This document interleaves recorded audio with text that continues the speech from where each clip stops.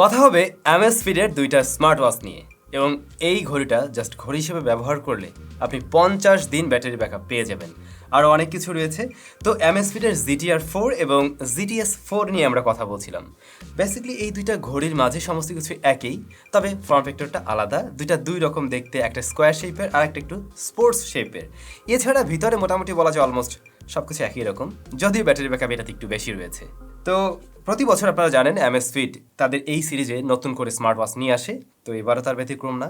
আশা করছি এবারের মডেল দুইটাও আপনাদের বেশ ভালো লাগবে। আমাদের কাছে এই রিভিউ ইউনিটগুলো পাঠিয়েছিল মোশন ভিউ থেকে আপনারা যদি এই প্রোডাক্টগুলো পারচেস করেন সেই ক্ষেত্রে একদম 1 বছরের অফিসিয়াল বা ব্র্যান্ড ওয়ারেন্টি পেয়ে যাবেন। ভিডিও ডেসক্রিপশনে মোশন ভিউর যাবতীয় ইনফরমেশন দেওয়া থাকবে, এই প্রোডাক্টের সরাসরি পারচেস লিঙ্ক এবং প্রাইস কি রয়েছে সেটাও দেওয়া থাকলো। ওয়েল, আমরা যদি একটু প্রথমে এই যে বড় ভাইকে নিয়ে কথা বলতে চাই, এটাকে বড় ভাই নাম দিলাম যেহেতু গোলগাল সাইজে বড়। তো এটার বক্স কন্টেন্ট হিসেবে আমরা ঘড়িটা পেয়ে যাবো, সেই সাথে চার্জ করার জন্য কেবল আর ডকুমেন্টেশন, এগুলোই। তবে এই ঘড়িটার আরও দুটো কালার ভ্যারিয়েন্ট হয়ে থাকে এবং ওগুলোর সাথে যে স্ট্র্যাপ সেগুলোটা কিন্তু আলাদা। একটার সাথে মনে হয় লেদার আর একটার সাথে হচ্ছে গিয়ে এই যে সিলিকন টাইপের কিছু। যাই হোক, আমরা যদি এবার একটু এই ঘড়িটাকে দেখি, এটা স্পোর্টি টাইপের একটা ডিজাইন দেওয়া হয়েছে এবং যাদের হাত একটু মোটা, একটু মানে ভারী টাইপের, তাদের হাতের সাথে এটা বেশি মানানসই হবে। আমার হাতের সাথে যে যাবে না তা না, বাট আর একটু মোটাসোটা হাত হলে দেখতে আরও বেশি ভালো লাগতো। যাই হোক, আমরা এর যে স্ট্র্যাপ সেটা কিন্তু কাপড় জাতীয় এরকম বলতে পারি। আর এটাই যে দেখুন, এভাবে যে কোনো জায়গায় আপনি চাইলে সেট করতে পারবেন। দেখতে সুন্দর অ্যাশ কালার এবং রেড কালার কম্বিনেশন রাখা হয়েছে। আর রাইট সাইডে আমরা দুটি বাটন পাবো, একটা আবার ক্রাউন হুইল, আর নিচের দিকটাতে ছোট্ট একটা বাটন দেওয়া হয়েছে যা দিয়ে সরাসরি আপনি চাইলে স্পোর্টস মুডেও যেতে পারবেন। এছাড়াও ক্রাউন হুইলটি আগের মতোই ঠিকঠাকভাবে রেজাল্ট দিচ্ছে। লেফট সাইডে আমরা দেখতে পাবো স্পিকার গ্রিল এবং মাইক্রোফোন, নিচে সেন্সরস রয়েছে এবং প্রিভিয়াস জেনারেশন থেকে সেন্সরসে আপগ্রেড আসছে। আগের তুলনায় 30% একুরেট রেজাল্ট দিতে পারবে নাকি এবারের এই নতুন সেন্সর। বডি ফ্রেম অ্যালয় দিয়ে তৈরি, ডিসপ্লে সাইজ 1.43 ইঞ্চ, এটা একটি অ্যামোলেড প্যানেল এবং এইচডি রেজুলেশনের, পিপিআই 326 সাপোর্ট করবে এওডি। মজার ব্যাপার দেখুন, এই যে এখানে যে ওয়াচ ফেসটা রয়েছে, এটাতে চাইলে আপনি অনায়াসে গেম খেলতে পারবেন, মানে ওয়াচ ফেস থেকে আপনি চাইলে গেম প্লে করতে পারবেন। রাইট নাও আমি ফিশিং করছি, আপনি এখান থেকে চাইলে যে মাছ ধরতে পারবেন। এরকম ইন্টারেস্টিং অনেক ওয়াচ ফেস রয়েছে যেগুলো টাইম পাস করার জন্য আশা করছি কাজে লাগবে। By the way, 200+ watch face আপনি ফ্রিতেই পেয়ে যাবেন। তো ভিডিওতে যেমনটা দেখছেন, ডিসপ্লের বেজেল হ্যাঁ আরেকটু ন্যারো রাখলে অবশ্যই দেখতে বেশি চমৎকার লাগতো, বাট এই ডিসপ্লেটা এতটা কালারফুল, এতটা ব্রাইট, আপনার অবশ্যই ভালো লেগে যাবে এমনিতেও। আমরা ইনডোর আউটডোর সব জায়গায় ব্যবহার করে দেখছিলাম, এর ব্রাইটনেস ঠিকঠাক আছে, টাচ রেসপন্স আমরা ঠিকঠাক পেয়েছি এবং এর যে অপারেটিং সিস্টেম অ্যামসফিটের, সেটা কিন্তু বেশ স্মুথ, বেশ রেসপন্সিভ। এই ঘড়িটাতে কিন্তু 5 ATM ওয়াটার রেটিং থাকছে, তার মানে চাইলে খুব সহজেই আপনি সুইমিং পুল, নদী টদী সব জায়গায় নামতে পারছেন এটা পরেই। ঘড়িটা দিয়ে কল করা যাবে, ব্লুটুথ কলিং ফিচারটি সাপোর্ট করছে এতে। আপনার স্মার্টফোনের সাথে কানেক্ট করার মাধ্যমে ওইটাতে যদি কল আসে, দেন এখান থেকে রিসিভ করে কথা বলতে পারবেন। তো স্পিকারের সাউন্ড কোয়ালিটি আমি বলবো ঠিক আছে, ইভেন একদম ফুল ভলিউমে কোনো ডিস্ট্রাকশন ছিল না, আবার মোটামুটি একটু দূর থেকে রেখেও কথা বলা যাচ্ছিল। ইভেন একটু দূরে রেখেও যদি কথা বলা হয় সেই ক্ষেত্রে এর মাইক্রোফোন বেটার রেজাল্ট দিচ্ছিল, অর্থাৎ অপর প্রান্তের ব্যক্তি ঠিকঠাকভাবেই শুনতে পাচ্ছিলেন। তো কথা বলার জন্য হলেও এই ওয়াচটাকে কিন্তু অবশ্যই চয়েস করা যায়। আসলে এগুলো একদম প্রিমিয়াম ক্যাটাগরির স্মার্ট ওয়াচ, দামও তো কম না, তো সেই জায়গা থেকে ভালো রেজাল্ট পাবো সেটাই স্বাভাবিক। ভয়েস অ্যাসিস্ট্যান্ট হিসেবে কিন্তু অ্যালেক্সা থাকছে এবং এটা অফলাইনেও কাজ করে। এই ঘড়ির মাঝে কিন্তু বিল্ট ইন স্টোরেজ রয়েছে এবং সেখানে আপনি চাইলে কিছু মিউজিক রেখে দেন শুনতে পারবেন। এই ঘড়ি দিয়েও প্লে করে শোনা যায়, আবার চাইলে আপনি আপনার হেডফোনের সাথে ঘড়িকে কানেক্ট করে সেটা দিয়েও শুনতে পারছেন। স্মার্টফোনের সাথে এই ঘড়িকে কানেক্ট করা যাবে জেপ নামক অ্যাপ্লিকেশনের মাধ্যমে, যা বেশ ইউজার ফ্রেন্ডলি। এর আগেও আমরা অনেকবার এই অ্যাপ্লিকেশন নিয়ে কথা বলেছি।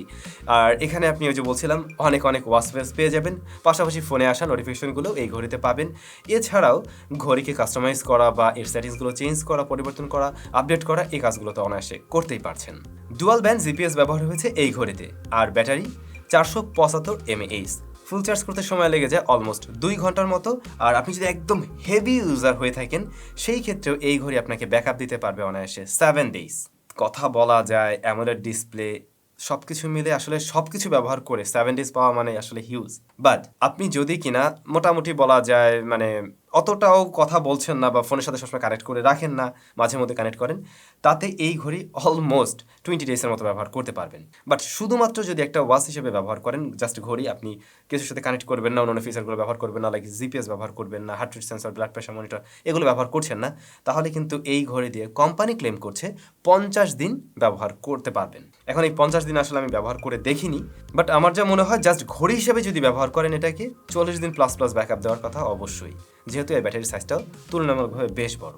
একটু আগেই বলছিলাম নতুন সেন্সর ব্যবহার হয়েছে এবারে বায়োট্র্যাকার 4.0, যা প্রিভিয়াস জেনারেশন থেকে 30% অ্যাকুরেট রেজাল্ট দিতে পারবে। এবং আমরা আরও দামি দামি স্মার্ট ওয়াচের সাথে একটু কম্পেয়ার করে দেখছিলাম, একদমই সেগুলোর মতো রেজাল্ট দিচ্ছে, কখনো বেটার রেজাল্টও দিতে পারছিল। অ্যাকুরেসি ভালো পেয়েছি, ইভেন আমরা স্টেপ কাউন্টিংয়ের ক্ষেত্রে দেখলাম এই ঘড়ি বেশ অ্যাকুরেট রেজাল্ট দিচ্ছিল, অলমোস্ট অ্যাকুরেট। তারপরে আসলে হয় কি, এইগুলো একদম মেডিকেল সার্টিফাইড না, বা এখন পর্যন্ত 100% ভরসা হয়তো আমরা রাখি না। তো অ্যাজ এ অ্যামএসফিটের প্রোডাক্ট এবং অ্যারাউন্ড 20K মধ্যে আমরা এটা পেয়ে যাচ্ছি, সেই জায়গা থেকে এটা যা অফার করছে সেটা খারাপ না, ডেফিনেটলি খারাপ না। বাট এটার প্রাইস যদি আর একটু কম হতো তাহলে তো আমাদের বাঙালিদের আর একটু সুবিধা হতো, সেটাই স্বাভাবিক। যাই হোক, বড় ভাইকে রেখে আমরা একটু ছোট ভাইয়ের কাছে আসছি। এটা হলো GTS 4। তো GTS 4 এর মাঝে আমি যেমনটা বলছিলাম একদম হুবহু সেম জিনিসটাই থাকছে এবং বক্স কন্টেন্টও আসলে একই। তো এটা নিয়ে নতুন করে আর বলার কিছু নেই, বাট এইটার ডিজাইনটা আপনারা ভিন্ন পাবেন। এটা স্কোয়ার শেপের, যাদের হাত একটু চিকন তাদের হাতে হয়তো এটা বেশি মানাবে। ইভেন এই যে কালারটা, এটা ফিমেলদের হাতে কিন্তু খুব ভালো যাবে। বাট এটার আরও 2টা কালার ভ্যারিয়েন্ট হয়ে থাকে, আপনার চাইলে সেগুলো চয়েস করতে পারেন, মানে ছেলেরা সেগুলো চয়েস করতে পারেন। সো এইটার ক্ষেত্রে দেখছি রাইট সাইডে একটা ক্রাউন হুলই রয়েছে, ফিজিক্যাল ক্রাউন হুল, এবং এটা ঘুরে আপনি কাজ করতে পারবেন। এবং লেফট সাইডে স্পিকার গ্রিল আর মাইক্রোফোন, নিচে ওই যে নিউ সেন্সরস। এরপরে আমরা যদি আসি এর বডি ফ্রেমে, সেটাও অ্যালয় দিয়ে তৈরি, এবং আমরা যেটা পেয়েছি এইটার স্ট্র্যাপটা কিন্তু আগেরটার মতো কাপড়ের না, এটা সিলিকন জাতীয়। তো এটা বেশ সফট, এবং আমার মনে হয় এটা দীর্ঘ সময় পরে থাকলেও কোনো ধরনের বিরক্তি ফিল হওয়ার কথা না। ডিসপ্লে সাইজ 1.75 ইঞ্চ, যা মূলত অ্যামোলেড প্যানেল এবং এইচডি রেজুলেশনের। তবে এর পিপিআই 341। আগেরটার তুলনায় এখানে আমরা পিপিআই কিছুটা বেশি দেখছি, এবং এই ডিসপ্লেটা আগেরটার চাইতে আমার কাছে বেশি শার্প মনে হয়, যেন আরও বেশি ব্রাইট। আসলে ডিসপ্লে একই, বাট এটা একটু মানে ছোট জায়গার মধ্যে দেখাচ্ছে, তো এই জন্য মনে হচ্ছে যেন বেশি উজ্জ্বল, বেশি ব্রাইট লাগছে আর কি। তো ডিসপ্লে টাচ রেসপন্স আগেরটার মতো সেম পেয়েছি, এবং ব্রাইটনেসের বিষয়ে ইনডোর আউটডোর সব জায়গায় একই রকম ছিল।